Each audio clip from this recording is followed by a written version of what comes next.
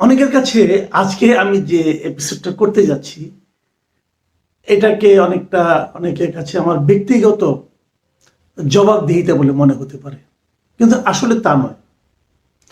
আমি একটু ব্যাখ্যা করলে বুঝবেন।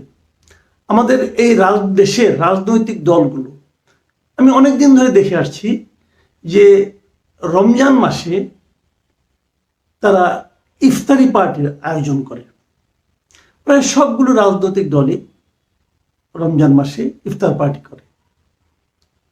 দেশের যে সরকার প্রধান তিনিও করেন, রাষ্ট্রপ্রধানও করেন, বিশিষ্ট ব্যক্তিরা তাতে যোগ দেন, আমন্ত্রিত ব্যক্তিরা যোগ দেন, যাদেরকে আমন্ত্রণ করা হয় তারা যোগ দেন। এবং এই ইফতার পার্টিগুলো একটু শান শৌকতের মাধ্যমেই হয়। আমি নিজেও এবছরের রমজানে দুটো ইফতার পার্টিতে আমি যোগ দিয়েছি। আসলে সত্যি কথা বলতে কি, আমাকে এই দুটো পার্টির থেকে দাওয়াত করেছিল, অন্য কেউ দাওয়াত করেনি। আমাকে ইফতার পার্টির দাওয়াত দিলে আমি যাই। ইফতার পার্টি মানে কি, ইফতারের দাওয়াত আর কি। রোজা রাখার পরে ইফতার সবাই করে একসঙ্গে। এটা একসঙ্গে আমরা ছোটবেলা থেকেও দেখে এসেছিলাম যে রোজার সময় একসঙ্গে সবাই যতটুকু সম্ভব যারা যারা থাকে, আত্মীয় স্বজন, বন্ধু বান্ধব, পরিচিত, সবাই একসঙ্গে ইফতার করেন।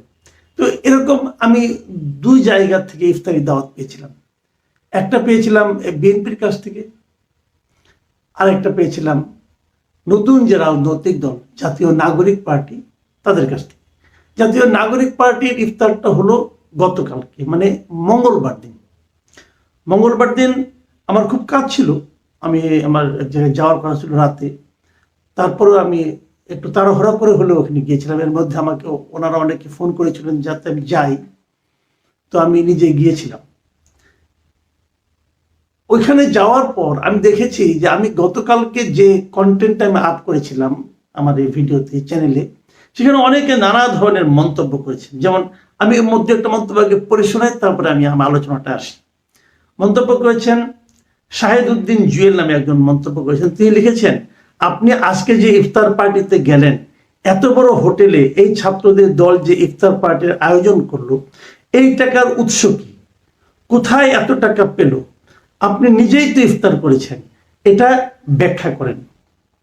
আরেকজন কে এম ফয়সাল লিখেছেন, নাগরিক পার্টির এক ইফতার পার্টিতে কত টাকার বিল হয়েছে জানেন? ধরেন ওদের ইফতার পার্টিতে মোট 500 জনেরও বেশি হবে। ওই হোটেলে জন প্রতি 9,500 টাকা করে ইফতার প্যাকেজ। তাইলে 500 গুণ 9,500 সমান 47,50,000 টাকা মাত্র। এই টাকা কি নাহিদের বাপ দিছে, না হাসনাত সার্জিসের বাপ? আরো কয়েকটা কমেন্ট আছে। যেমন একজন বলেছেন, উনার নাম নাই, লেখা আছে ইউজার 5576, উনি লিখেছেন, মাসুদ কামাল, হোটেল ইন্টারকন্টিনেন্টালে আজকে ইফতারে কি কি খাইলেন? কাঙ্গাল গো, একটু জানাইয়েন। মানে উনি কাঙ্গাল, উনি কি জানাতে চেয়েছেন। আমি বলি, অসুবিধা নাই, এগুলো আমি আলোচনা যেহেতু করতে বসেছি আমি বলি। ইন্টারকন্টিনেন্টালে যে ইফতার আয়োজন ছিল নাগরিক পার্টির, সেখানে ইফতারের টেবিলে আমি পেয়েছি দু ধরনের ছোট ছোট গ্লাসে দু ধরনের শরবত। একটা খুব সম্ভবত রুয়াবজার শরবত, আর একটা হলো আপনার তরমুজের শরবত। ছোট ছোট গ্লাসে, কাপের মতো গ্লাস হবে। আর মানে এর সঙ্গে ছিল হালিম, ছোট একটা বাটিতে হালিম ছিল। আর ছিল মুড়ি ছিল, এক বাটি মুড়ি ছিল। 10 জনের একটা টেবিলে 2 বাটি মুড়ি ছিল, ওই 2 বাটিতে যে যতটুকু নেয়। আর প্রত্যেকের প্লেটে ছিল ছোট একটা জিলাপি, একটা বেগুনি, একটা পেঁয়াজু, একটা চপ জাতীয় কিছু একটা ছোট, দুটো খেজুর। আমি যতটুকু মনে করতে পারি এই ছিল ইফতার। এবং আমি ইফতারের প্রত্যেকটা আইটেমে আমি অল্প অল্প করে টেস্ট করেছি, পুরোটা খাইনি, কারণ এগুলো আসলে আমি খুব বেশি একটা ভাজা পোড়া আমাকে খেতে না বলা হয়। তো আমি ভাজা পোড়া অল্প অল্প 1 কামড় 1.5 কামড় করে খেয়েছি আমি সবগুলি। এবং সত্যি কথা বলতে কি, হোটেল ইন্টারকন্টিনেন্টাল হতে পারে, আমি জানি না, কিন্তু প্রত্যেকটা আইটেমই আমার কাছে অতি জঘন্য মনে হয়েছে, খেতে ভালো লাগেনি আমার কাছে।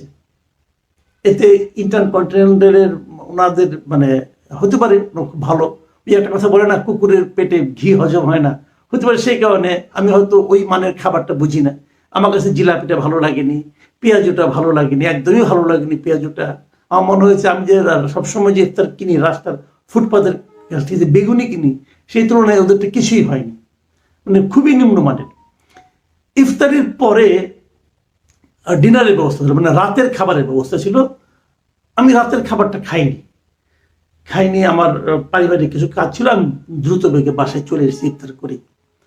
তো তারপরেও যে দুজন লিখেছেন তাদের প্রতি আমি অনার করছি, কারণ ওখানে বসেই আমি অনেকে জিজ্ঞাসা করেছিলাম, এবং ওই নাগরিক পার্টির দু একজন নেতা পর্যায়ের লোককে যারা আমার কাছে এসেছিলেন তাদেরকে জিজ্ঞাসা করেছিলাম যে হোটেল ইন্টারকন্টিনেন্টাল ইফতারের আয়োজন করেছেন, এত টাকা কোত্থেকে এলো? আশা করি এই টাকাটার আপনি একটা হিসাব দিবেন।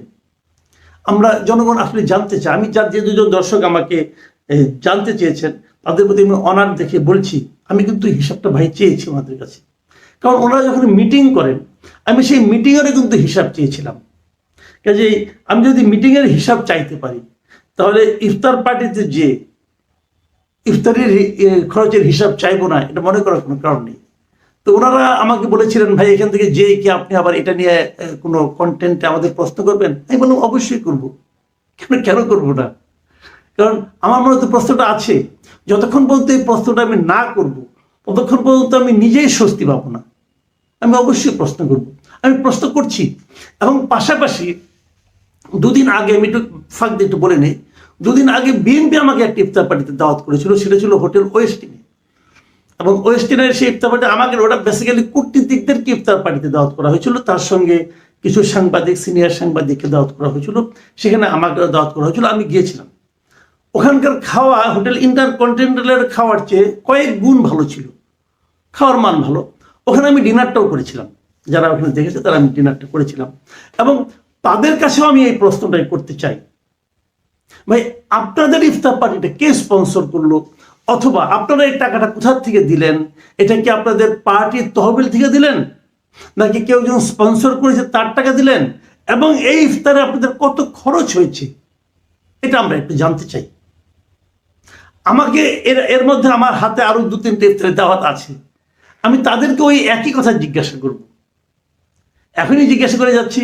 আমি ইফতারের বিরুদ্ধে যাওয়ার পর, যেমন এবি পার্টি আমাকে ইফতারের দাওয়াত করেছে 18 তারিখে।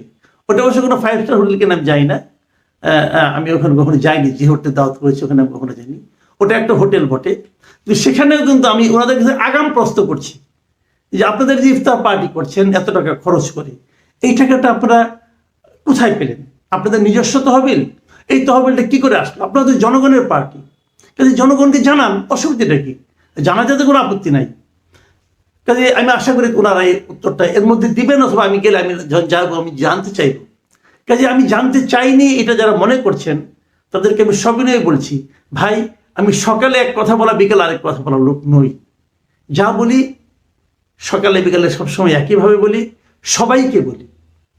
আমার যদি কোনো ব্যাপারে প্রশ্ন ওঠে, কোনো সন্দেহ জাগে, আমি যে কাউকে সে প্রশ্নটা করতে পারি, সেই করার মতো সৎ সাহসটা আমার আছে। কাজেই আমাকে নিয়ে সন্দেহ যারা করেন তাদেরকে সবাইকে ধন্যবাদ।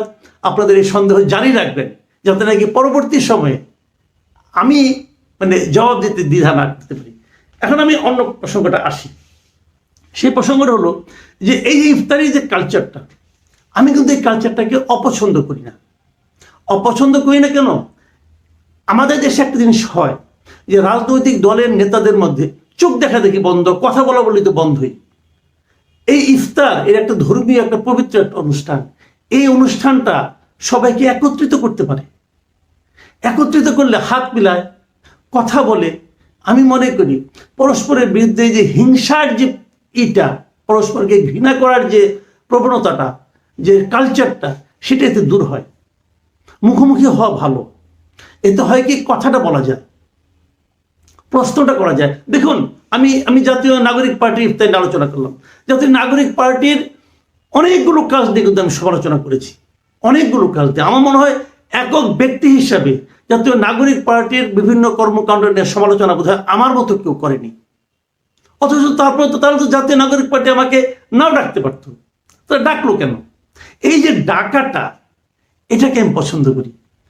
মতবিরোধ তো থাকবেই, আপনার সব কথা আমার পছন্দ হবে না, আপনার সব আচরণ আমার পছন্দ হবে না, সেই প্রশ্নটা আমি করব, কিন্তু তার মানে আমার সঙ্গে আপনার সম্পর্ক নষ্ট হয়ে যাবে না। আমরা এই দেশে বাস করি, এই দেশের সবাই আমরা এই দেশের নাগরিক, কিন্তু আমাদের মধ্যে মতের নীতিতে পার্থক্য থাকবে, থাকবে বলেই তো এতগুলি দল থাকবে। কিন্তু সবগুলো দল আবার একত্র হবে, বসবে, পারস্পরিক সম্পর্ক বজায় রাখবে, কথা বলবে, কথা বললেই না সমস্যাগুলির সমাধান হবে। এই যে আপনারা আমাকে প্রশ্ন করেছেন, যদি আমাকে প্রশ্নটা না করতেন তাহলে হয়তো আমি এই জবাবদিহিটা করতে পারতাম না। আবার আপনারা প্রশ্ন করেছেন, এই কথাটা কিন্তু আমার মুখ দিয়ে আবার উচ্চারিত হলো, এতে নাগরিক পার্টিও জানলো তাদেরকে নিয়ে সাধারণ মানুষ কি ভাবছে। আমি মাসুদ কামাল কি ভাবছি এটা কিন্তু ইম্পর্টেন্ট না, ইম্পর্টেন্ট হলো সাধারণ মানুষ কি ভাবছে। সাধারণ মানুষের সেই ভাবনাটা আমরা নাগরিক কমিটির হাতে তুলে দিলাম, ওনারা সেটা জবাব দিবেন। ওনারা কিভাবে এই জবাবটা দেন অথবা দেন না তার উপর কিন্তু নির্ভর করবে যে সাধারণ মানুষের কাছে ওনাদের দলটা কতটুকু গ্রহণযোগ্য হবে অথবা কতটা হবে না। আমি এখানে যে বিএনপির শীর্ষস্থানীয় নেতাদেরকে দেখেছি, জামাতের নেতাদেরকে দেখেছি, নাগরিক ঐক্যের নেতাদেরকে দেখেছি, বিভিন্ন মানে এমন কোনো পার্টি নাই যা আমি দেখিনি, মূলত আওয়ামী লীগ এবং জামাত জাতীয় পার্টি ছাড়া সবাই গিয়েছিল। ছাত্র দলের লোকজনকে দেখেছি, দেখুন কয়েকদিন আগে তো ছাত্র দলের সঙ্গে তাদের নানা রকম বিরোধ ছিল, কিন্তু ছাত্র দলের সভাপতি সেক্রেটারি সবাইকে আমি দেখেছি এখানে। এবং যেদিন দেখেছি, দেখেন যেদিন দেখেছি সেই দিন এসে কিন্তু আবার আমি রাতের বেলা যে ছাত্র দল এবং রিজভী সাহেবের একটা বিষয় নিয়ে কথা বলেছি। এতে আমাকে অনেকে ফোন করেছেন, বিএনপি অনেকে আমার উপর দুঃখিত হয়েছেন যে কেন আপনি এটা বলতে গেলেন। তো আমি যেটা বুঝেছি সেটা আমি বলেছি, আপনারা ব্যাখ্যা করুন, কোনো সমস্যা তো নেই। আমরা এই জিনিসটা চাই এবং এটার নামই গণতন্ত্র, এটার নামই গণতন্ত্র। আমার সঙ্গে মতের মিল হলো না তার মানে আপনি আমার শত্রু হয়ে গেলেন তা কিন্তু নয়। দ্বিমত নিয়েও আমরা একত্রে বাস করবো। আমি এই কথাটাই সবসময় বলি, এই দেশ আমরা বিভক্ত করতে চাই না, এই দেশে সবাই আমরা গণতান্ত্রিক পদ্ধতিতে অগ্রসর হতে চাই। আপনার সঙ্গে আমার নীতির মিলবে না হয়তো, বা আপনি এক কথা বলবেন আমি আরেক কথা বলবো, কিন্তু একটা জায়গায় আমার ঐক্যমত যে আমরা একসঙ্গে বসে ইফতার করব, আমরা একসঙ্গে বসে দেশটাকে সামনের দিকে অগ্রসর করব। এবং আপনার ইফতারের যদি শান শৌকত বেশি হয় তা নিয়ে আমি প্রশ্ন করব, আপনি উত্তর দিবেন।